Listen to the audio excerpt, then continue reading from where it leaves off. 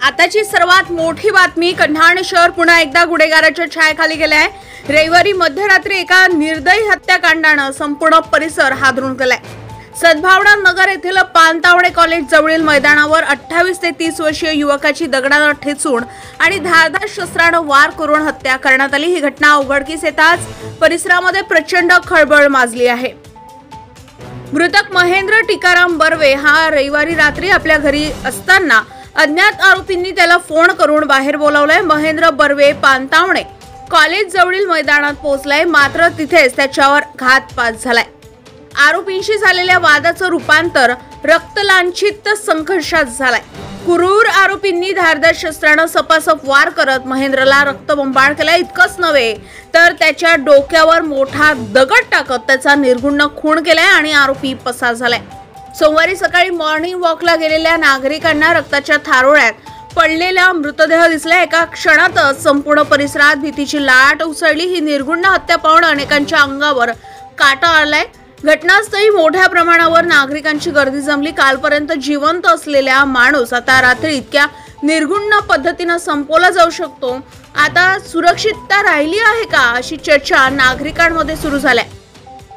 हत्या झाल्याची माहिती मिळताच उपविभागीय पोलीस अधिकारी संतोष गायकवाड, पोलीस निरीक्षक राजेंद्र पाटील, स्थानिक गुन्हे शाखेचे पोलीस निरीक्षक ओमप्रकाश कोकाटे, सहाय्यक पोलीस निरीक्षक रोशन बावणकर, आकाश शिरसाट, सम्राट वनप्रती, आशिक कुंभरे आणि इतर पोलीस कर्मचारी घटनास्थळी दाखल झाले। पोलिसांनी तातडीने पंचनामा करून मृतदेह कामठी उपजिल्हा रुग्णालयात शवविच्छेदनासाठी पाठवलाय।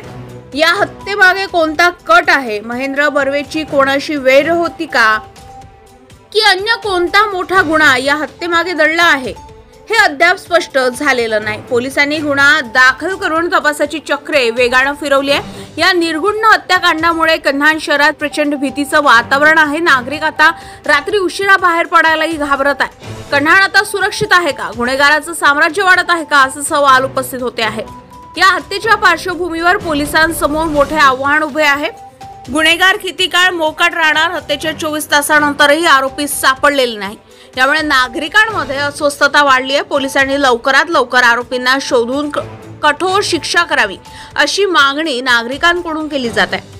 आता जर गुन्हेगारांना शिक्षा झाली नाही तर उद्या आणखीन एक खून होणार नाही, याची काय खात्री? गजा महाराष्ट्र 24 न्यूज करता ऋषभ बावणकर सोबत पंकज चौधरी, कन्हान, नागपूर।